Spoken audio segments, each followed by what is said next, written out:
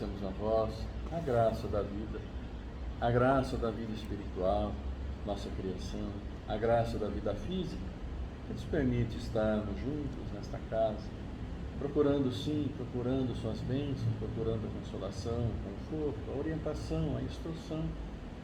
E aqui estamos reunidos. Por isso agradecemos a vós, Pai, e pedimos sempre a bênção sobre todos os seus filhos, encarnados, desencarnados, estejam onde estiverem, como estiverem, neste mundo que é seu, em todo o seu universo. Por isso, Senhor, aqui estamos. E assim queremos vos pedir, além de vos louvar, pedir sua proteção sobre nós, nossas famílias, nossos amigos, sobre esta casa, para a equipe espiritual, sempre tão atenta a todos nós, nossas necessidades, nos auxiliando, nos incluindo e mesmo nos protegendo. Assim, este momento em que nos reunimos para ouvir o Evangelho, para ouvir as orientações do nosso querido Mestre Jesus, são momentos preciosos na vida de todos nós. Obrigado, Pai, por ofertar-nos esses momentos de paz, esses momentos de instrução, esses momentos de educação. Suas bênçãos sempre conosco, agora e sempre, que assim seja. É desse modo que nós aproveitamos o ensejo com esta prece auspiciosa do coração para saudar todos os nossos companheiros aqui encarnados ou desencarnados, porque é uma alegria imensa nós podemos nos reunir estas memoráveis quinta-feira para estudarmos o Evangelho, fazer as nossas colocações e conviver com os nossos companheiros dos dois lados da vida. Esta semana eu assisti numa das palestras do nosso querido Divaldo, tive a oportunidade de ouvir ele falar que quando o Evangelho é feito em casa, ainda que faça só uma pessoa, a leitura do texto em voz alta já significa muito, porque muitos são os convidados do outro lado da vida que comparecem, boa tarde, seja bem-vindo, que comparecem para assistir o Evangelho, para conversarem, para entender, para refletirem. Daí então, amigos, a nossa grande alegria de estarmos aqui com vocês e com os nossos outros amigos e irmãos que estão do outro lado. É tão agradável que eu saio daqui, como se diz na linguagem rasa, com o tanque cheio, porque tenho certeza absoluta que estive num convívio com Jesus, estivemos num convívio, estamos tendo um convívio com Jesus, porque foi Ele que nos assegurou que ali onde tiver dois ou mais, em torno do seu ideário, Ele está presente. E eu não tenho nenhuma dúvida para duvidar das suas informações. E ademais, Paulo Apóstolo também já disse que jamais um de nós está sozinho. Por quê? Porque a cada pensamento, segundo Paulo Apóstolo aos Coríntios, a cada pensamento é uma nuvem de testemunha. Não é essa a expressão, Ayrton, que ele usa? A cada pensamento é uma nuvem que nos acerca. Daí, eu digo isso porque muitas vezes nós pensamos as coisas equivocadamente, fazemos mau juízo de pessoas, e isso faz um mal danado para as pessoas que recebem aquela onda negativa. Daí está aqui, cercado literalmente pelos mentores da casa, que não se engane a rasa filosofia. Na semana que passamos aqui, viu, dona Célia, que contar isso para o Ayrton também, aconteceu um episódio que eu já tive a oportunidade de vivenciar. Atendemos e isso é bom que nós saibamos, uma pessoa, e nós estávamos preocupados com o sentido de que, de repente, vem duas pessoas, como estamos aqui desse lado, do outro lado tem bastante. Então eles disseram, não, mas todos foram atendidos. E é um número enorme de pessoas que, nos vários departamentos dessa casa, no plano espiritual, são atendidos, doentes de todo jeito. Há uma equipe extraordinária que acode. E nesta pessoa que eu conversei, pudemos conversar tranquilamente, ela me disse que ao chegar aqui, ela foi convidada para entrar. E ela estava muito feliz porque ouviu as palavras do Evangelho, as informações, e ela não era espírita. Ela falou: eu nunca fui, eu já sou uma senhorinha que eu vivi quase 100 anos, mas eu não fui espírita. E aqui está me parecendo uma casa espírita. Eu falei: é verdade. E ela me disse então que havia sido convidada por um senhor que estava aqui e que a convidou para entrar, para ver o que ela gostaria de falar, conversar, saber. E depois ela viu a foto do Sr. José lá, nosso patrono. Nós temos uma foto naquela sala. Ela falou: o senhor sabe, foi aquele senhor. Eu falei: então, aquele senhor é o nosso patrono. A senhora viu, né? O Sr. José Rampazzo. Então, estou pedindo licença ao Sr. José para relatar esse fato, apenas para dizer que a casa aqui não está o Deus dará. Ela tem os espíritos que nos ajudam, tem uma equipe certa que vem aqui e que, enquanto vocês estão ouvindo as palestras e os convidados também do plano transcendental também, aqui aqueles que depositam o nome nessa lista para ajudar um irmão, um familiar, etc., ele tem a equipe que já vem e já vai atendendo aquilo que é possível. É claro que não vamos chegar ao absurdo de pedir: olha, a equipe aí do Paz e Amor, por favor, eu quero 10 milhões hoje, que eu estou querendo passar um ano folgado. Não é isso. Vamos ver como é que você pode fazer para arrumar os 10 milhões. Você vai trabalhar, você vai estudar, você vai se tornar um engenheiro, você vai se tornar um político, talvez. Seja o que for. Então não é isso, não vamos pedir uma coisa absurda. Porque o Pai Celestial não nos dá nada absurdo. Ele dá o que nós precisamos, não o que pedimos. Normalmente a gente pede coisa que não sei se vai fazer bem, não é? Eu me lembro dos meus garotos, das minhas crianças, meus filhos hoje, pais, né, de família, queriam fazer arte e eu não deixava, porque: deixa eu brincar com a faca, pai. Não vai brincar não, você vai se machucar. Deixa eu pôr o dedo na tomada, não pode. Aí levava umas palmadinhas, não faz assim não. Então é isso, esta casa, esse momento, mesmo que tenha um só, em tese, fisicamente, é uma alegria. E falando nessa alegria, nós vamos usar a palavra, é uma figura muito bonita, olha aqui, não sei se você Sheila, ó, olha só, depois um hominho lá atrás. Não usemos a palavra como punhal para ferir, retalhar e destruir, causando mágoas, ódios e ressentimento. O Evangelho não traz isso, não. Traz como trabalharmos o nosso coração, como ser caridoso.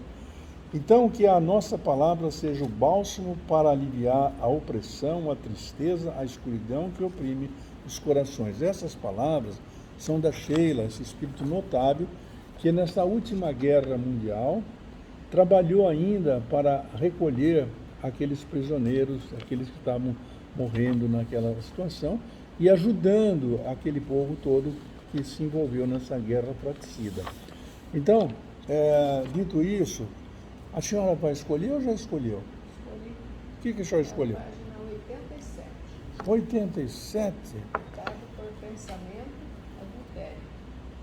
Sim, senhora. Então a senhora pode começar, não é? A senhora que escolheu 87. Distribui. Depois o Ayrton. A senhora quer ler? Não? Quer ler? Só ouvir? Tudo bem. Quem lê aprende um pouco. Quem ouve aprende mais ainda. Né? 87, pecado por pensamento ou adultério. Vamos lá. Aprendeste o que foi dito aos antigos: não cometereis adultério. Mas eu vos digo que todo aquele que tiver olhado uma mulher com um mau desejo por ela, já cometeu adultério com ela em seu coração. São Mateus, capítulo 5. Ayrton? A palavra adultério não deve ser entendida aqui no sentido exclusivo de sua acepção própria, mas em sentido mais geral. Jesus frequentemente a empregou por extensão para designar o mal, o pecado e todo mau pensamento, como por exemplo nessa passagem. Porque se alguém se envergonhar de mim e de minhas palavras, entre essa raça adúltera e pecadora, o Filho do Homem se envergonhará também dele, quando vier acompanhado dos santos anjos da glória de seu Pai.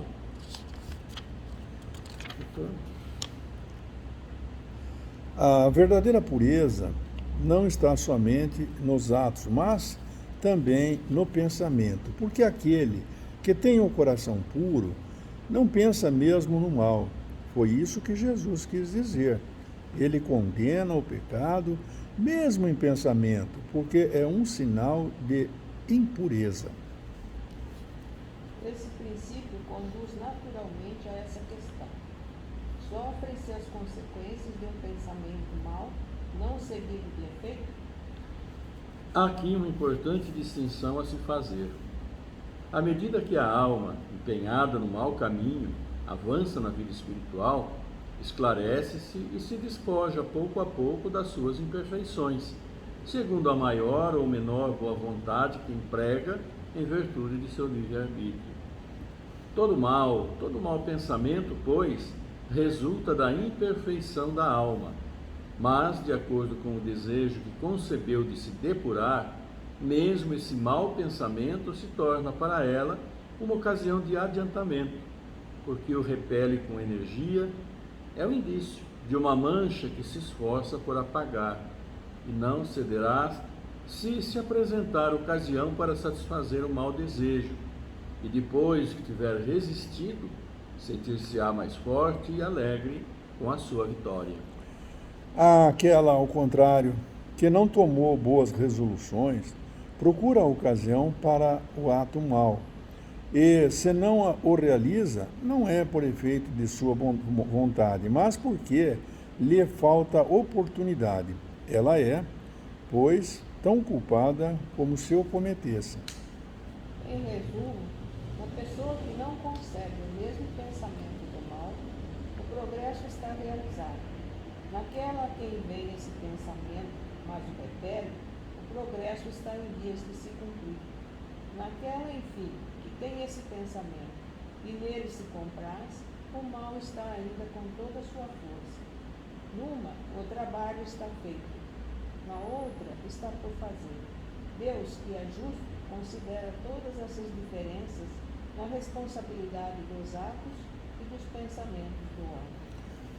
Pois é, queridos amigos, este Evangelho, segundo São Mateus, bem-aventurados aqueles que têm puro coração, o pecado por pensamento, nos traz a grande oportunidade de distinguir isso, porque a questão está colocada em 3 parágrafos aqui de forma brilhante, de forma clara, de forma cristalina, porque só pensar é pecado? É pecado. Se eu estiver pensando em coisa ruim, se eu estiver pensando em roubar, se eu estiver pensando em enganar vocês. Quantas reuniões das pessoas, dos irmãos, seja espírita, seja adventista, seja de qualquer religião, não se realiza, ou na vida prática comum, no nosso trabalho, a pessoa se une, mas um está falando uma coisa e ele está pensando mal do outro. Quanto não acontece? Não é só o olhar para uma mulher, só o aspecto físico. Jesus foi amplo nisso, dando essas lições para nós. Então, a pureza do coração é inseparável da simplicidade, da humildade e exclui todo o pensamento de egoísmo e de orgulho. Por isso, São Mateus diz: aprendeste o que foi dito aos antigos, não cometereis adultério. Claro, ninguém é contra, por exemplo, o sexo. O sexo tem uma função extraordinária. Os que nos ouvem aqui sabem disso. Nós somos coautores, co-criadores. Jesus disse: vós sois deuses. Então Deus não ia pôr o sexo em nós para nós fazermos, achar que isso é uma coisa pecaminosa. Não é. Mas acontece que isso tem outra finalidade: prover a humanidade de corpos físicos para nós podermos, então, desenvolver o aprendizado que estamos destinados a realizar. Mas, quando Jesus dá essa lição, não é só olhando a mulher, mas é um mau desejo. Porque muitas pessoas, e isso está no texto que nós lemos, muitas pessoas não realizam, por exemplo, um furto. o furto principalmente, não o roubo, porque só explicando o furto e roubo, a diferença, o roubo é quando chega a pessoa no seu carro e te tira a amarra com revólver, etc. O furto é quando abusa da confiança. Então, numa casa onde o filho tornou-se dependente de droga e, de repente, ele começa a furtar o próprio pai. Quer dizer, a confiança que a família deposita nele, por exemplo, em casa, na minha casa, tudo fica à vontade. A minha carteirinha de dinheiro, isso, aquilo, mas ninguém pega a chave do meu carro e vai saindo. Então, o abuso de confiança é isso. Então, se a pessoa estiver planejando um furto, vai acontecer dentro de casa, vai acontecer no trabalho, vai acontecer no centro espírita, vai acontecer em qualquer lugar. Então, isto é pecado. Pecado pelo pensamento. Já pensou, planejou. Como é que os bandidos fazem, amigos? Quando vão assaltar um banco, eles fazem uma organização toda, não é? A junta, à noite eles estudam como é que vão assaltar aquela casa, ou isso, aquilo. Não pode fazer isso. Então, é nesse sentido que a gente vê com tanta propriedade como o Evangelho está, nesse sentido, nos explicando. Então, ele diz assim: ocorreu o mesmo com a doutrina moral do Cristo, que acabou por ser colocada em segundo plano, e que se fez muitos...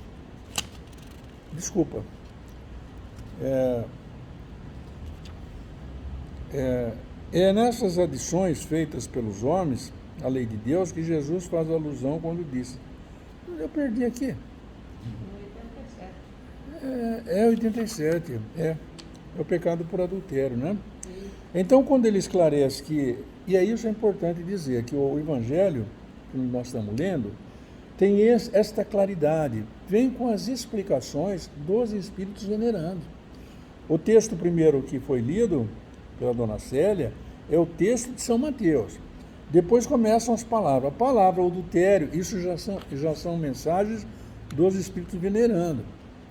Então, quer dizer, a verdadeira pureza não está somente nos atos, mas também no pensamento. Eu estou olhando para o senhor, para a senhora.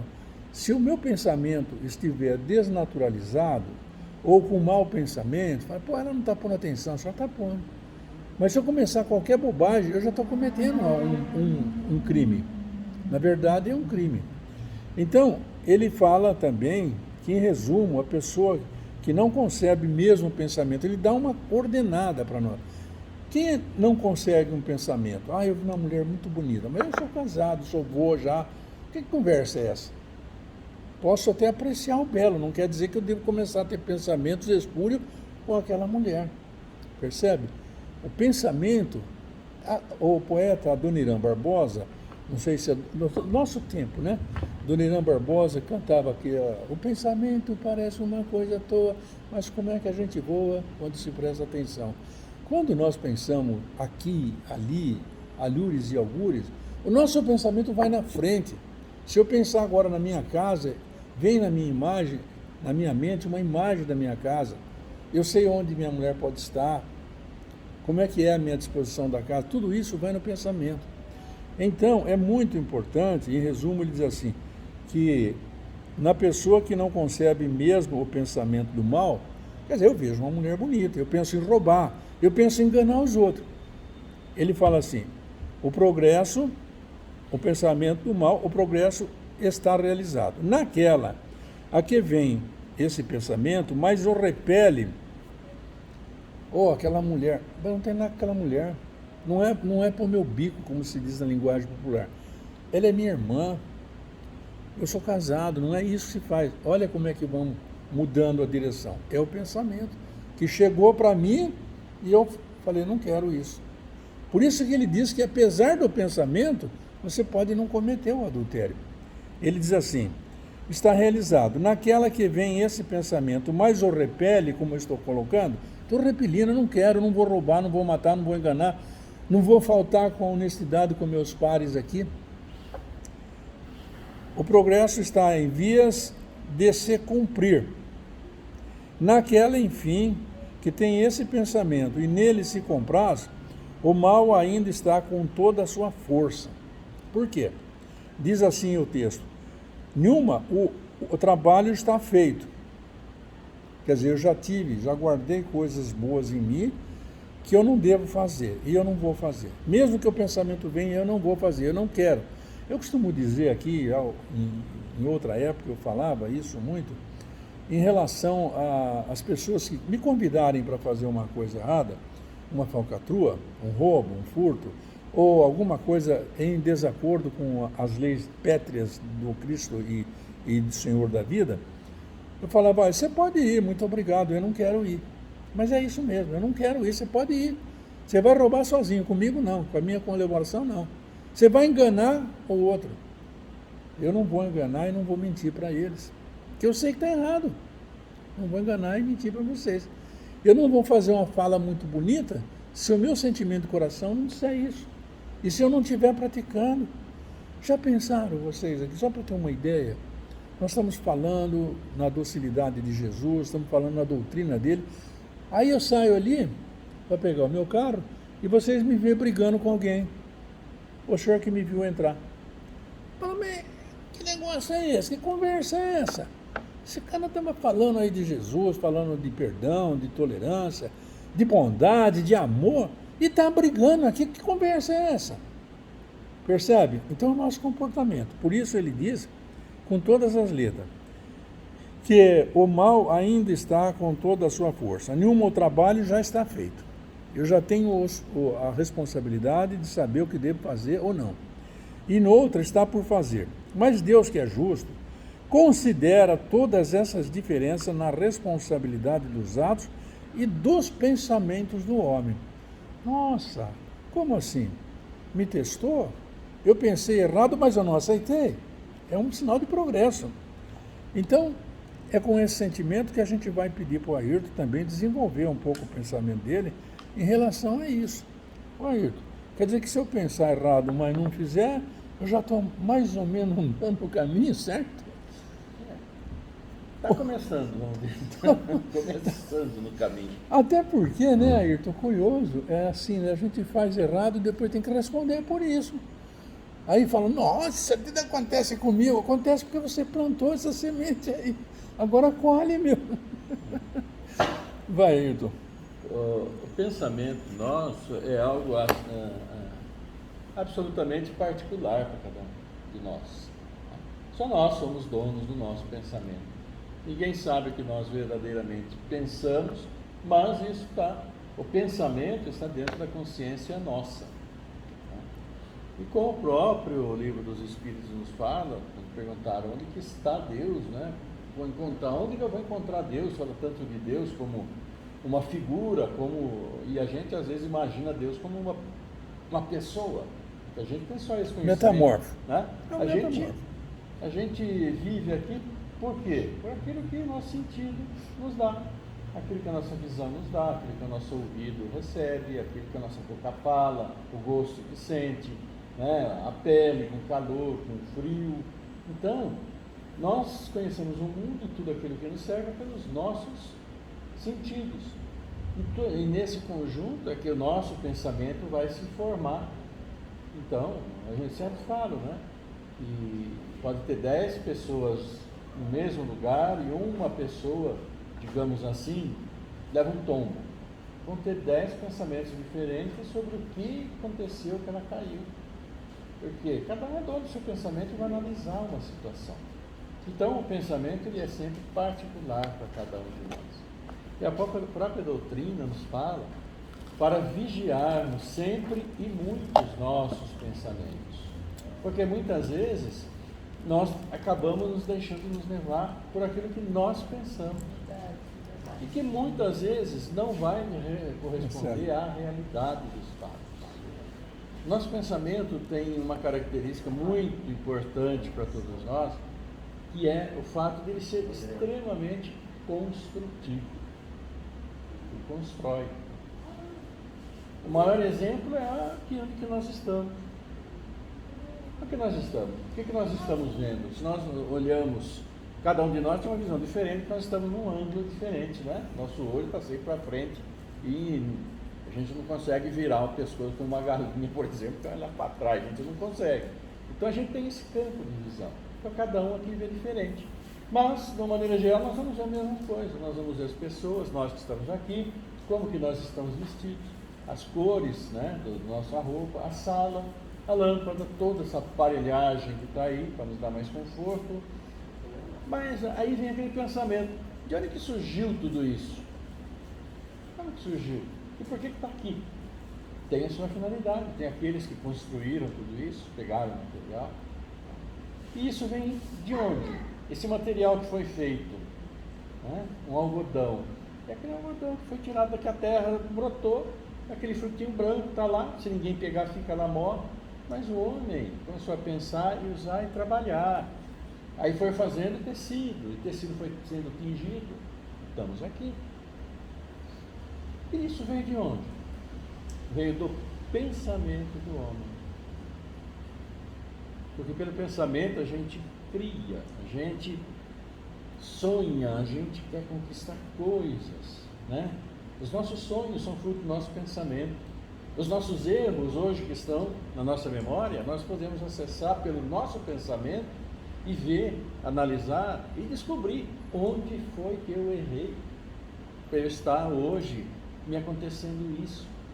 Nosso pensamento permite que a gente vá regredindo do nosso tempo aqui, que a gente conhece de vida nosso físico aqui, não espiritual, claro, ainda bem, mas permite. Então o pensamento nosso, ele é criador. E a partir do momento que nós começamos a pensar, analisar, investigar, aquilo que chega no nosso ouvido de tudo quanto é lado, não é? Conversa, como a gente está tendo aqui, ou aquilo que a gente vê no celular, vê na televisão, lendo na revista, jornal, são muitas informações que vão sendo processadas no nosso pensamento. E aí quando se perguntou, mas onde que está Deus? Eu gostaria tanto de conhecer, de ver, de cumprimentar Deus. Deus está onde? Na nossa consciência. Porque tudo é acessado pela nossa consciência. E às vezes aquilo que não nos agrada muito daquilo que nós fizemos, que é para nós um ponto negativo, terrível, às vezes o que a nossa consciência faz? Movido até por nosso desejo, pela maneira como a gente pensa. Esses fatos, às vezes, ele acaba jogando em nosso subconsciente. E momentaneamente parece que a gente esquece, não se lembra mais.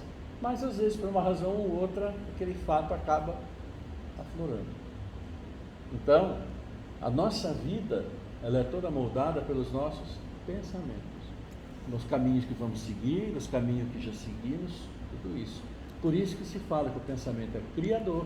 E às vezes, se nós ficamos dando bola ao pensamento, pensando numa mesma coisa, parece que esse pensamento acaba criando vida dentro de nós mesmos e acabamos muitas vezes, mesmo sem querer, mas por imprevidência, sofrendo muito. E como o Dr. Jaime falou, essa questão de nós policiarmos nosso pensamento, porque Jesus disse, está no Evangelho, né, que o adultério pode ser feito por pensamentos. Então, e nesse adultério que se fala em pensar o mal, não adultério simplesmente na questão de marido e mulher, sexual, esse tipo de coisa, mas de pensar o mal, que é o sentido bíblico da coisa. Policiar sempre. Porque se nós temos maus pensamentos por qualquer fato que seja, é algo que nós precisamos policiar, porque nós temos consciência de que aquilo está errado. Se nós não pensamos, ótimo. Mas se nós pensamos e não damos importância, deixamos de lado, essas três fases, né? Então, o Ailton está dizendo que nós podemos entender o que fizemos de errado, e eu me lembrei que na questão 621 do Livro dos Espíritos tem essa questão proposta. Aonde está a lei de Deus? Está na consciência. Cada um sabe o que é certo e o que é errado. E para dizer que isso é verdade, eu trouxe uns procedimentos da vida de aprendizado que todos nós já, na prática, na teoria é diferente, mas na prática nós já sabemos. Você abriu algum armário, alguma coisa? Feche. Você acendeu a luz? Nós acendemos aqui para utilizar. Não saímos, temos que apagar, desligar o ar-condicionado. Uma coisa tão simples, né? Você sujou alguma coisa? Limpe, é obrigação sua. Não é? Está usando alguma coisa, um computador, televisão, qualquer coisa, trate com carinho, é indispensável. Você quebrou alguma coisa? Conserte. Não sabe consertar? Chame quem o faça. Nem toda a gente tem habilidade ainda, um computador, uma máquina de escrever, uma geladeira, tem pessoas especializadas. Para usar o que não lhe pertence, peça licença. Você vai usar uma máquina, uma propriedade, qualquer que seja, peça licença para o dono. Que bagunça é essa? Você pediu emprestado alguma coisa? Devolva. Não sabe como funciona a coisa? Não mexa. Eu estou falando alguma coisa diferente ou todo mundo está me entendendo? Claro. Não sabe fazer? Então não fica criticando os outros. Como assim? Vai falar mal de todo mundo? Você não sabe? Calma aí. Seja curioso, pergunte, vê se você pode ajudar. Você não veio ajudar? Tem muita gente que vem na casa espírita ou vai em casa, mas não quer ajudar, só quer atrapalhar o nosso serviço. Então, por favor. E você prometeu alguma coisa para você mesmo ou para os outros? Prometi ir no Paz e Amor todas as terças-feiras. Eu venho todas as terças-feiras. Se houver uma emergência, tudo bem, eu peço licença aos meus anjos da guarda, ao Senhor da vida, mas cumpra. Parece curioso, né? Coisinha simples, mas é o evangelho de hoje, gente. Olha, e ainda tem uma rosinha aqui para vocês levarem como lembrança desse momento. Então, amigos, vamos aproveitar para conversar com o Senhor da vida, nosso Pai, através de Jesus. Por quê? Porque ninguém vai ao Pai se não for por Ele, que é o caminho, a verdade e a vida. Então, por Ele, com Ele, nele, vamos fechar os nossos olhos, aproveitar para serenar os nossos corações, que já está pacificado diante das palavras que objetivaram levar luz, claridade e esclarecimento a cada um de nós, tanto aqueles que estão desse lado, como aqueles convidados para esta Santa Ceia. E assim vamos dizer ao nosso Pai Celestial que nós o amamos de todo o nosso coração, de toda a nossa alma, de todo o nosso espírito. Ó Pai, muito obrigado pelo dia de hoje, por esse Santo Evangelho, por essa casa abençoada, a nossa casa do caminho, como outrora Pedro, Tiago e João edificaram a casa de caminho para atender aqueles necessitados e aqueles que precisassem ser atendidos, fazendo a eles tudo aquilo que desejaríamos que nos fizesse. Por isso, Senhor, muito obrigado por essa nossa casa, pela equipe espiritual que trabalha aqui, por aqueles todos convidados aqui que nos abraçam também nesse momento e agradece ao Senhor da vida esta maravilhosa oportunidade.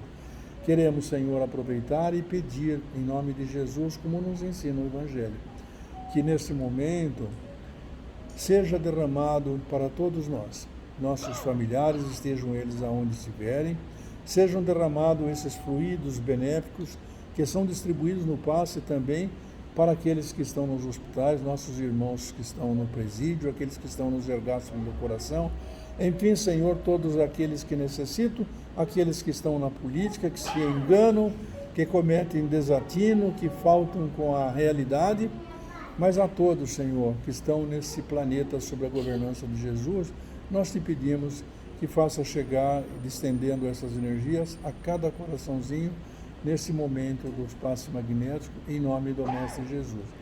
Que Ele nos abençoe agora e para sempre.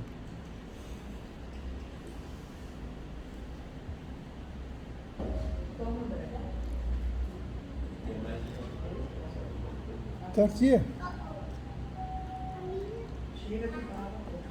Mas é um só.